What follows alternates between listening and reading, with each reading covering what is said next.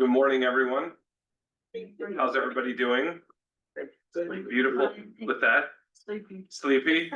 Excellent. There is coffee on the perk, so feel free to caffeine up if you need to. Welcome, welcome. Come on in. Today, we are delighted to have with us Richie Tubles, who helps run and leads First Nations Kitchen, housed at our friends at All Saints Indian Mission across in a whole other country. It's over there in Minneapolis. Make sure you bring your passports to just to cross the river. It's good to get them stamped. No, and we've enjoyed a long relationship of being part of the volunteer crew that helps prepare meals there. And today, Richie will be telling us a little bit about the work of First Nations Kitchen in this season of creation that we're observing. It is a beautiful thing to be able to celebrate the work that happens at a ministry that lifts up Indigenous perspectives on foodways and care of the creation through those foodways. And I think you'll hear echoes of that in the description that Richie shares with us this morning. But as always, it's good to start with prayer, and then we'll give the rest of the time to Richie to use as she has set up for us. The Lord be with you. And also with you. Let us pray. O God, the maker and creator of all things, instill in our hearts a sense of reverence for that greatest of your creation, the earth, our home, this fragile island that we occupy as residents alongside our siblings, the creatures and plants that you have made as well. Keep us mindful of perspectives and ways that have been long before us in this land, that have wisdom deep in the earth and deep in themselves, and help us to be listeners with open hearts to the words and wisdom that Richie brings today from our friends at First Nations Kitchen. We ask this in the name of him who came that we might have life and have it in its greatest abundance, in the name of Jesus the Christ. Amen. Amen. Richie, welcome. Thank you. Good morning, everybody. I'm going to try to speak up, but if at any time you have trouble hearing me, please lift your pinky. I'm sensitive to not being able to hear things myself in group settings, and so I'll do my best. I want to acknowledge that we are gathered together here on Dakota land, and also that it is a person with Scottish and Irish ancestry that is speaking to you today. So there's a lot in these histories that we invite everyone to be curious about and to continue trying to learn what the actual histories are and the stories of this land. I'm gonna say that I met my husband, the Reverend Robert Tubles, in 1986 in a volunteer service community through the National Cathedral. So it was a young adults intentional community where we did outreach work in the inner city. And he was a carpenter renovating low-income housing, and I was assisting in a school with children with severe autism. And having that year of service and reflection on our lives theologically, having a loosely ordered community of on the Benedictine rule, so a simplified life, really laid a wonderful foundation for us as young adults, sort of coming into our paths. Please don't point at me when you say young adults. That makes me deeply uncomfortable. I can't wear that mantle.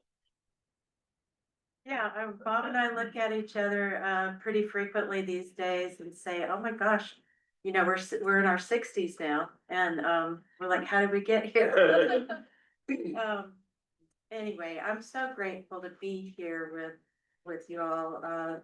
St. John the Evangelist has been a primary partner in this ministry at First Nations Kitchen, and And so it's wonderful to have the opportunity to visit with you, and also to attend the service today. I have to go to the farmer's market. So I'm looking forward to that.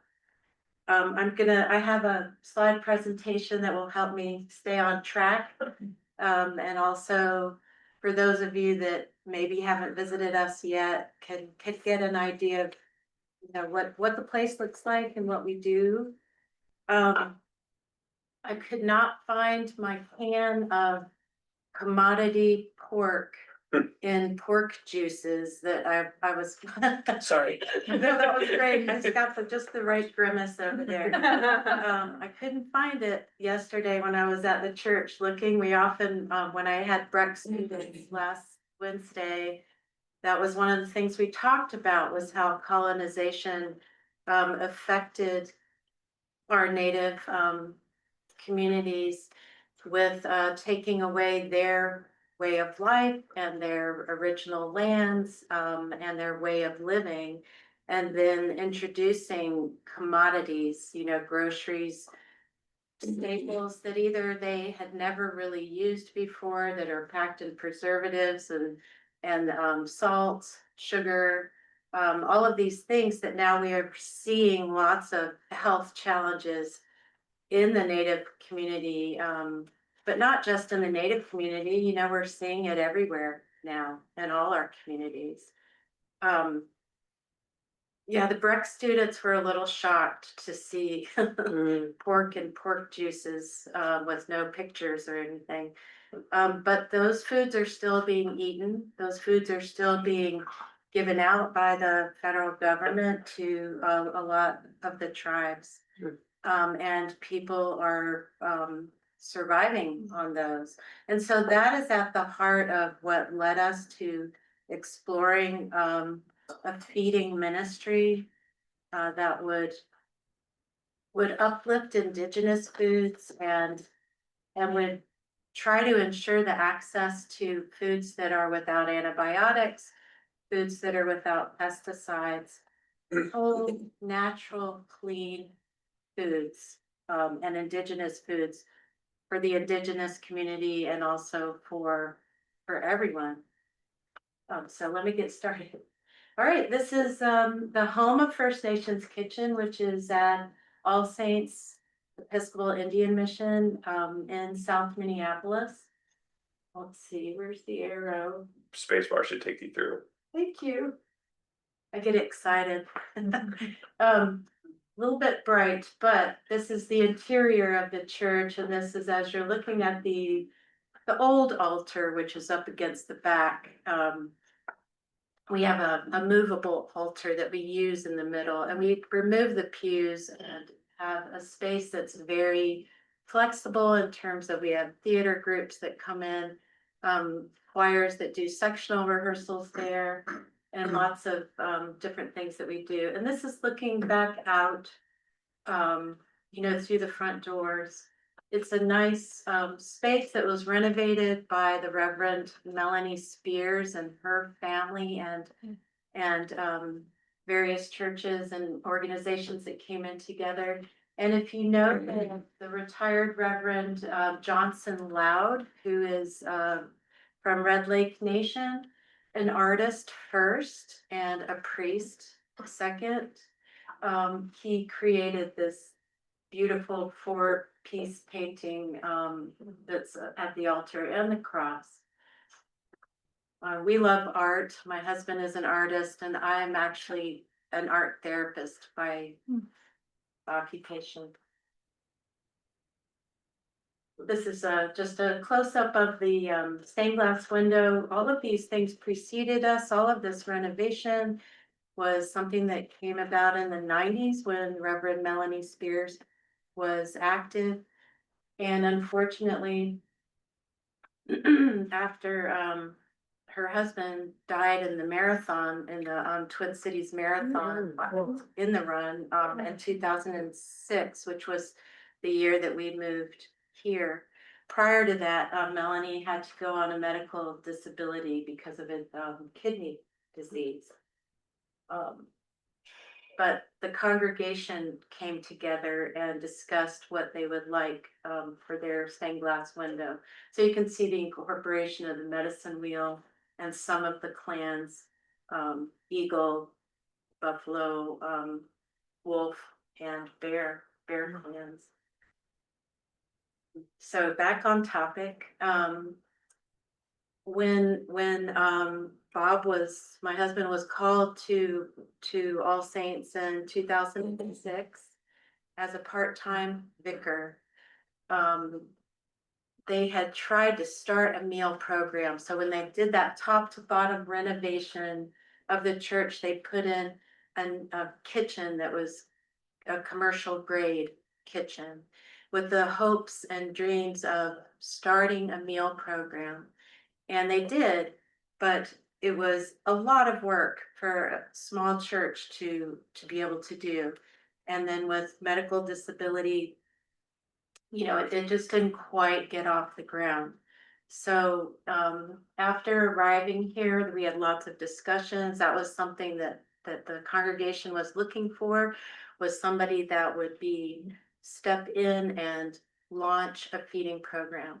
And so looking at a lot of other feeding programs that both of us have participated in, that the leaning was towards this organic, indigenous, really centering Native American foods, and as a way to center Native American voices, instead of sort of the typical soup kitchens that we have seen.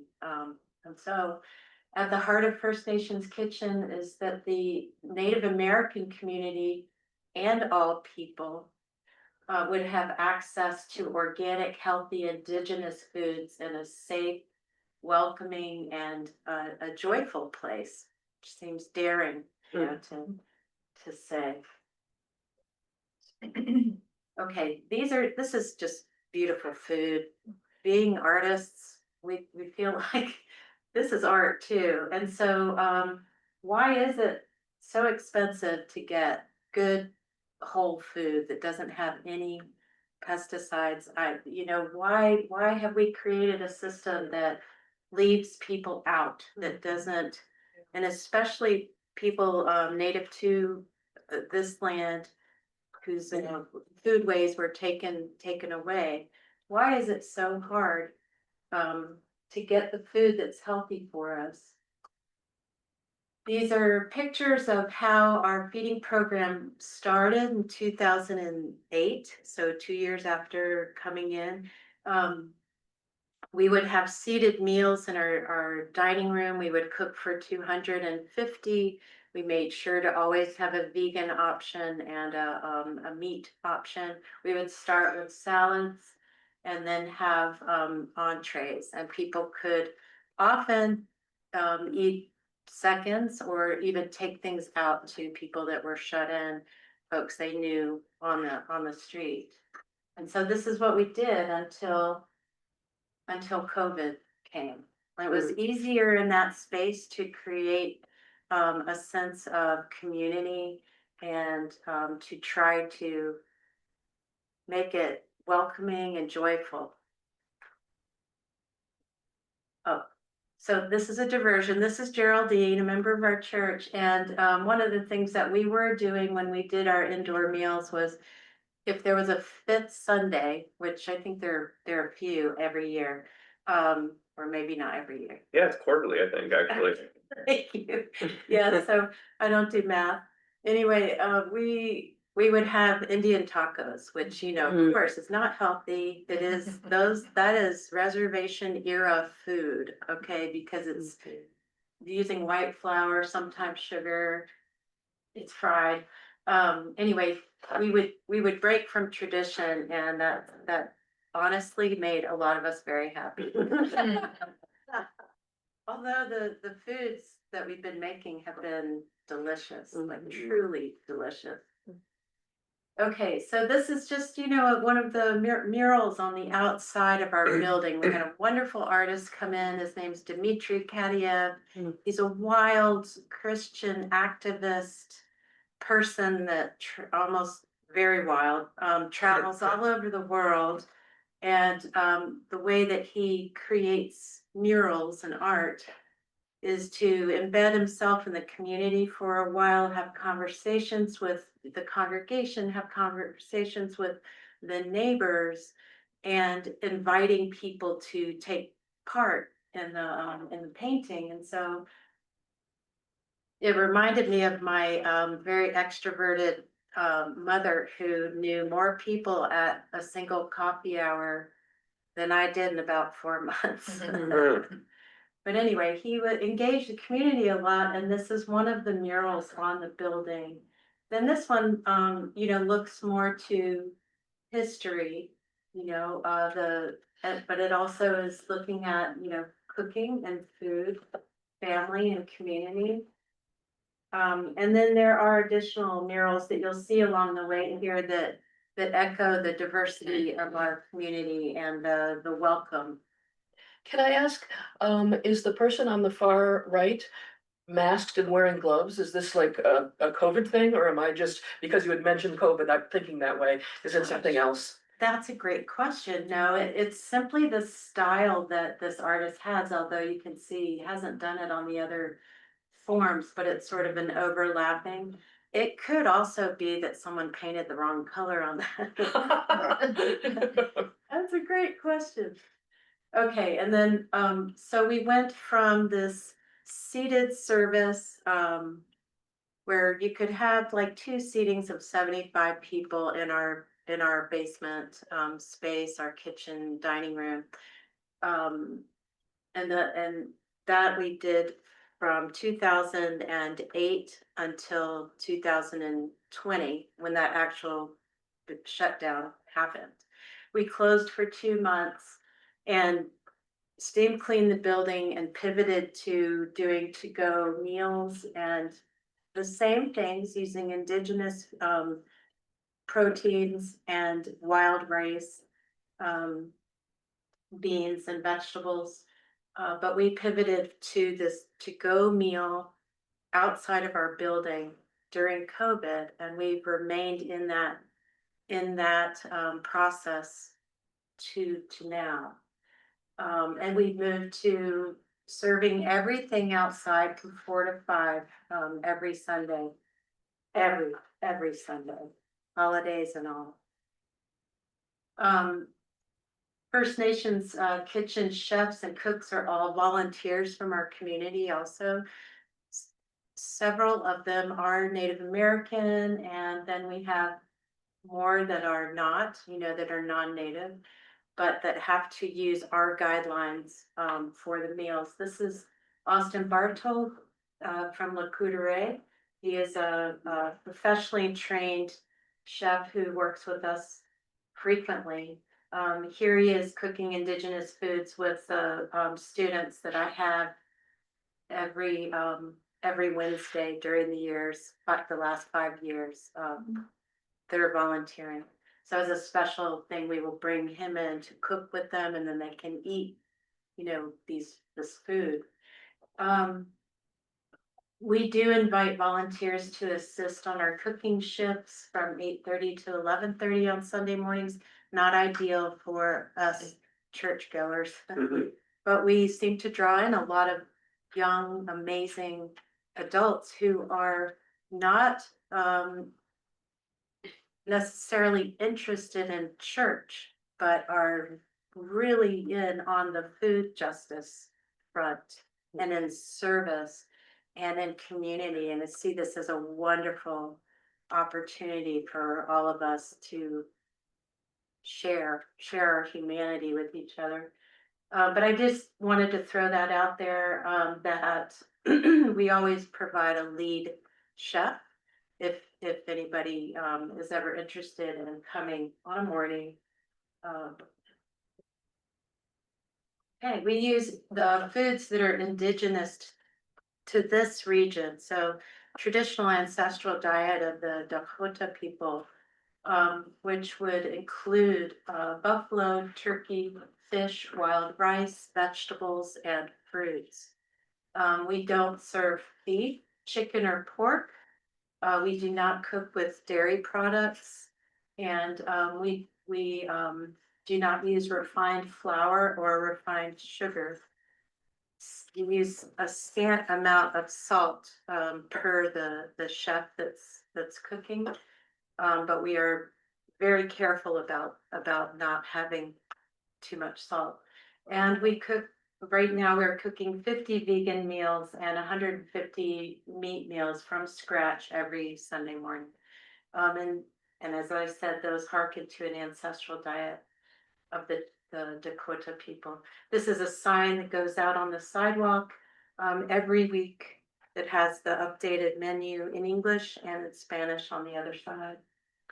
Can I ask you a question, or do you want to save it to the end? We could try. Okay, I'm just curious, if you go back to that slide, the Yeah. foods that you're serving, do you have, this is kind of, do you have the sense that that is good not only for the humans, but also for the land? To be eating that kind of a diet here? Yes, exactly. If you, one of the things we learned when we started a relationship with a bison farm in Taylor Falls was that bison are better for the land, of Oh, yeah, course. yeah. And also that they require, if you know they're on their land grazing, they don't require the vet. Whereas this person that had a bison herd grew up with cows and said that there wasn't a week that went by that they didn't have to have the vet come in and care for cows. And so that was new to me. But yes, that's an important part of this too. I'm sorry, I don't know how to go back. No, you're fine, it's fine. Okay. All right. Oh, and so you can see, so this may be an example of what it looks like now. When we could plate food, it could have like different sides. But this is more like a protein bowl, you know, a power packed protein bowl. And this is Anne, who is a professional chef volunteer too, that is cutting up bison meat. And again, more food photos, just because they're beautiful. That's true. And also, it was a big commitment for us to move to compostables, because our expenses are largely for the meats that we buy, and the compostables.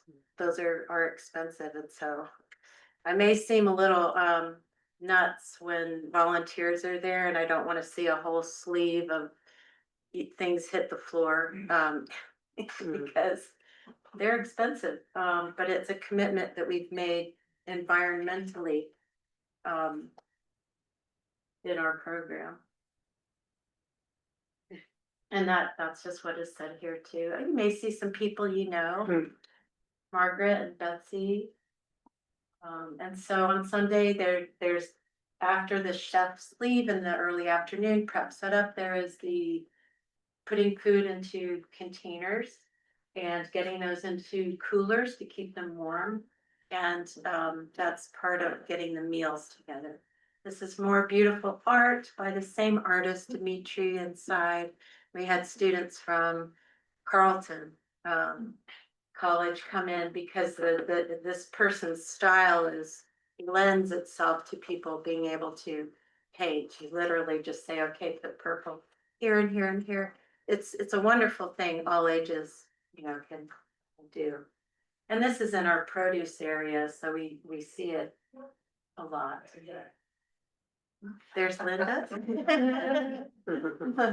Okay, so one of the shared values, I think I should back up and say that the ministry, the outreach of First Nations Kitchen really is an integration of traditional values of the Dakota people and Christian values, the tenets of taking care of one another, feeding the poor, and loving one another, loving our neighbors. And one of the parts that really reminds me of all the years I've spent in Pine Ridge with my in-law family are that most things where my husband grew up are done intergenerationally. All generations. There's not this much of a separation. There's not a, kids can't come to this. And so it's just wonderful. It's a wonderful experience, I think, for all of us to have that with each other. I value that so much. Okay, this is looking at the produce. So what we moved to after COVID was the to-go meals, and then instead of setting up a marketplace in the next room for people to pack their own, we did go to bagging the organic produce, pre-bagging it so that we could hand it out. And that's what you're seeing here, and I will be talking about where the food comes from. We are handling a lot of food right now, about 3,500 pounds of produce that starts coming in from Thursday through today and moving all of that out today. That's why I have this on, because I could take off this nice top, throw my tennies on, pull my hair up, ready to go. This is more art on the building. That's a combination of Dimitri and Joshua Grace, some street art. It reflects, where we are. And it echoes the stained glass window inside. This is up above those lower murals on the building. Art seems to punctuate everything for us, so. I can't remember how I had it divided up before. The art was supposed to designate talking about something different next. So this is what we look like now outside. We have a sign. It's a humble thing, right? Recently we will have the 200 meals to hand out. We will have, we have had recently 136 bags to hand out, and then a table that is full of extra items for people to elect, to opt in for. People are greeted at a beverage table where there's water and coffee and tea. And then it looks so small, but it feels so big when you're in it. But anyway, we're literally on the street all seasons. And this is where the meals and the bags are given out. And then in the summertime, you'll see another table further down, which is all the extra items for people. And you can see Dawn right there, and Cynthia. And this is Kira, who is a native volunteer from Grand Portage. Every week we have the menus written out on paper in English and in Spanish, also on the table, and also the sandwich board.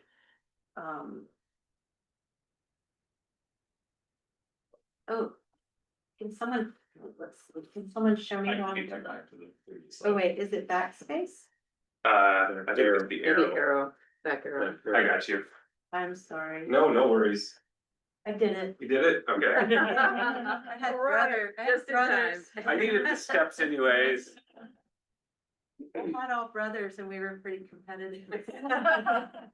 Anyway, all seasons, snow pants, everything. It's actually really thrilling. Sometimes it's not, but we're out there. Sometimes it's chilling. Yeah. When people show up and they're like, what? So, okay, that's Robert, my husband. This is Chester Spears. He's the Reverend Melanie Spears' son, who has come recently in the last 2 years to serve with us. We do employ 2 Native people in the community to work with us as security hosts. And actually they're hosting and engaging the community has become more of what the job is. But we have had very little need for, like security, but we have it and we can pay for it. And it's mutually beneficial relationship. Very meaningful to have Chester there. He was a child growing up in the church with his brothers and a lot of foster siblings. The Spears took in lots of foster children and native, and he grew up in this church. He saw all the renovations and now is just deeply invested in the outreach. And so rain, snow or shine, we don't close. We're there on holidays, from 4 to 5 outside of the building. Impossible task to do without all the partners. We are a very small church, and the members of our church, by and large, are people that are surviving right now. And so, in various disabilities and or working full time, just trying to keep their house, that's our congregation. And so most of our congregation are the first ones on a Sunday to, pack up bags of produce. It's surprising. You can't look around the room or any room and be able to tell, who is food insecure. There are so many people that are struggling with food security, and a number of them are, right in our church. They're in our neighborhood. They're in my neighborhood in Longfellow. And so you don't know by looking, who is struggling to get by. This is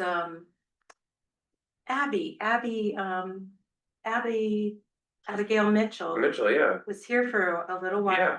as a Circle of the Beloved person, and I had her a lot, which was wonderful. And she created this poster, which we use a fair amount. And in this part, I'm going to talk about the community, our intentional community of growing and sharing.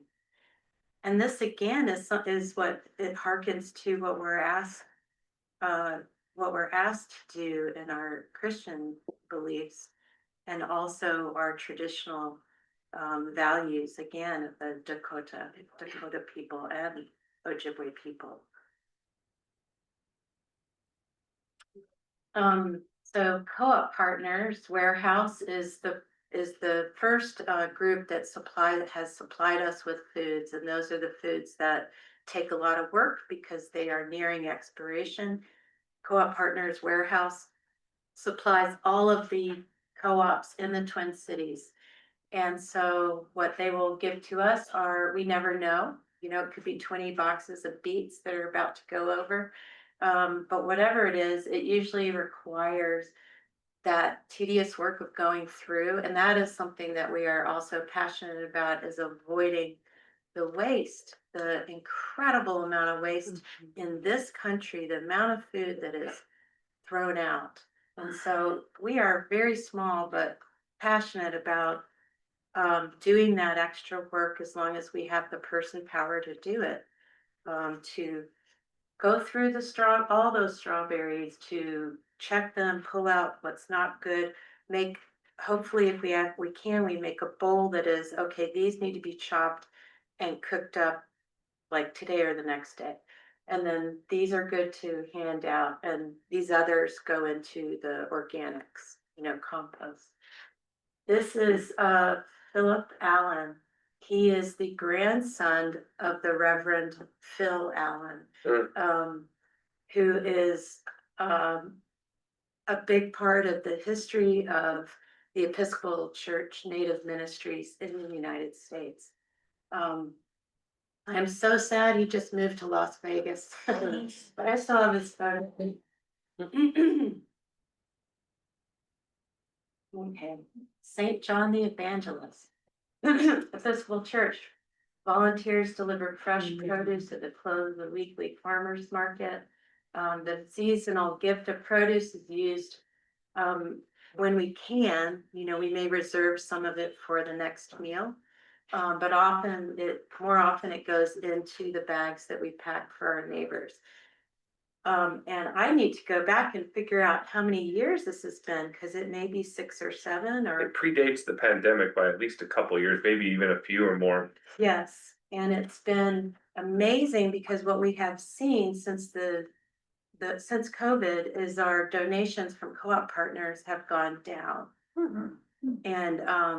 And that was a primary source for us. And so when this started to happen with St. John's, it has been much needed and well used. So thank you all for that gift.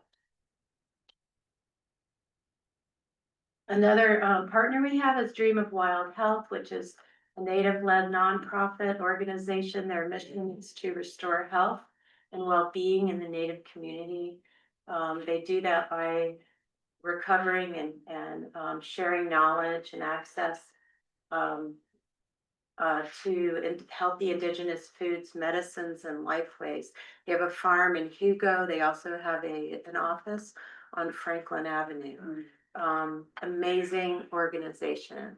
They will bring food to us on a regular, it's regular. We know we're going to get it, but we never know when we're going to get it. So we're there for it. This is an example of an indigenous food share that they offer. And so we have started to give back to Dream of Wild Health, as they've given us so much by purchasing indigenous food shares and making those available to our congregation. They're just beautiful. They will often, near the end of the season, they will include wild rice. And they always come with information. They always come with recipes and traditional knowledge. Just beautiful. Foxtail Farm in Osceola, Wisconsin is a farm that produces organically grown fruits and vegetables. And these farmers have been sharing produce, donating produce to us for years. They do farmers markets, in town, and then what they have left over often that's not going to make it back to the farm and to another market, they will donate to us. And they also come around Christmas time and cook for us when they're not so busy. And these are young, justice-oriented farmers, hardworking, young, wonderful folks. Good Courage Farm, which I know you all know, nonprofit agrarian ministry in central Minnesota. Carrie and Jen bring us organic eggs and also apples and pears. They're bringing some this morning. And we are so grateful for that ministry and their hard work too. North Country Food Alliance is a BIPOC and queer nonprofit that builds community through food sovereignty efforts. They're just amazing. They're much like us. They're, a small core group that has volunteers that basically will go from point A to pick up food and find a place where that food can be used. So we're specific. We don't take in scones from Starbucks. And I did have someone say to me before, well, food is food. Why wouldn't you take that? Food is food. And it's, well, yeah, I get that point, but that's kind of like showing up with bags of really torn up old clothes to give to poor people because clothes are clothes. Or we want healthy, indigenous foods to be available to people. And so we're specific, we're particular, we try to be particular about what comes to us and what we give out. Twin Cities Food Justice, also wonderful organization, similar to North Country Food Alliance, and that they go from point A to point B taking food, and so we get probably 3 deliveries from them a week. Very helpful. That was something that was missing for a long time. So often we would get calls from churches or from other organizations, restaurants, that would say, got this food, we need you to come and get it. And, you know, sort of an attitude of, why wouldn't you come and get this? Well, gosh, have you had that happen where you're just not in a situation to be able to drop what you're doing? Sometimes that's not clearly understood, you know, that's labor. That's time and effort and planning. And then you have to deal with whatever it is on your end. So in the beginning days, I think we were very, like, of course, grateful for things that were, you know, given to us, but now we're able to be more clear about the mission, you know, what we hope for and what's right for the Native community. This is just for your reference for 2024. Soon we'll be putting together 2025. The volunteer partners. So what this means is feet on the ground, people serving on a Sunday. It also usually means, I could say, for all these, some financial commitment that we've had in that year. Breck School, Grace Episcopal, St. Anne, Sunfish Lake, St. John in the Wilderness, White Bear Lake, St. John the Baptist, Minneapolis, St. John the Evangelist, St. Paul, St. Mary, St. Paul, St. Mark's Episcopal Cathedral, St. Stephen's Edina, Trinity Episcopal Excelsior. And then the non-church related, non-faith related are the AFS, the foreign study students. They just come once a year, but it is a blast. Aurora University, which has a spring break program where they dive into an outreach, a part of the city, a part of a culture. LS Black Constructors, National Charity League, State Grange of Minnesota, and UMMC East Bank Hospital Lab. Each year there's always a little variation of the people that come in.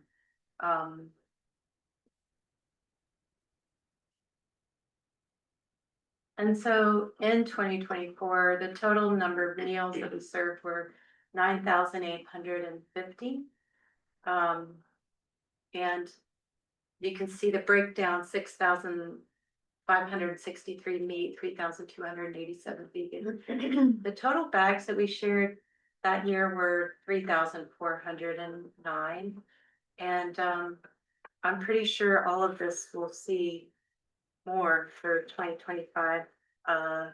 There's been greater need, and we are in this discernment process. It's been a long discernment process of how to step into our next phase. We have something that's working efficiently, but we are looking at starting to have a meal indoor that will start as a pilot, that will start easing in, not every Sunday, but just start slowly, easily. I am married to somebody that likes to build the plane while he's flying it. And I'm the person that's like, well, let's look at the details. So between us and then our bishops committee, which is, we're all really, really different. We're trying to figure it out, the next steps. We will celebrate 17 years of service with only 2 months closed that entire time. on All Saints Sunday in November of this year. And again, as I was saying, that there's absolutely no way that that we could, do this without all of the help and the coordination with our partners. Richie, could I ask a question? Yes. I'm wondering, what you might need in support of, offering the inside service. I know there's a lot, and there are many of us are encouraging that. And Yeah. also the challenges, but if you could just remind us of what you might need. Um. That's such a good question. We will need bison. We'll need bison. Well, I think the harder part is, I think that we will need, some people from our volunteer groups to come in on, meetings with us to help us see. I'm stuck in the part of, how does, you know, is it even possible to fit this in on a Sunday? We don't want to let go of what we're doing outside because we're seeing that it serves two very different, groups of people. And the thing outside has helped us really get to know our neighbors. It has reached out to people who might be hesitant to come and sit in a church basement and have a meal and not know if they're gonna be evangelized to or, directly. And so I think I need time to think about that. Will you ask again? Oh, sure, every time I do. Yeah, first of all, I've served, going way back to St. Stephen's and, fish, loaves and fish. And then at the cathedral, and, I remember really looking forward to certain people coming in because it was building community. Yes. And I think we all need that. We all Yes. need that. We're all sheltered in place, in a lot of instances, and there are a lot of lonely people who just really appreciate the interaction. I completely agree with that. I think, we all feel that, and we feel like the welcome that we give on the street is, important, but it isn't the same as, sitting around the table with people and passing salt and having volunteers interspersed and, to visit with people and actually getting to know each other in a little bit of a deeper way. Yeah, I think, we're talking about, maybe having, a meal on a different day. But how do we make this, practical and efficient? That's where we are. So, I know there are more questions, but with 10 minutes to go, I wonder if we might express our gratitude to Richie so that those who may need to.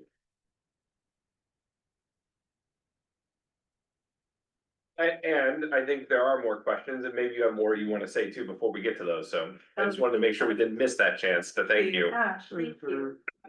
I'm at the, at the end of this, I wanted to share Black Elk quote that, all things are our relatives. What we do to everything we do to our relatives, and all is really one. And I think that, yeah, I wanted to share that on, and this is the mural that's on the back of the building that faces our, Somali neighbors that live, right behind the church. One thing I've enjoyed a couple times is going to your worship service. And that's at 10, It's at 11. it's at 11. We do have volunteers that, that plan that sometimes where, that's they will lovely. come and go to service. and then go right into, some people bring a bag lunch and and then they work at the prep shift. We have an enculturated liturgy. So it is, prayers to the four directions and smudging. It's a beautiful service. Yeah, thank you for bringing that up. Yes. Do you have a sense of how many, what percentage of the people who come in and are served are Native Americans and how many are neighborhood people that are not Native American, what the neighborhood is? Well, not an actual percentage, but I will say that since this is part of why we need to get the meals started back inside, is that while we still see Native families and individuals come up the line, it is somewhat less than it was when inside. And I think it's because All Saints is known for, as a Native community church, even though we are open to everyone. That is where people will have their funerals. That is where even people who are not really attending want to get that baby baptized.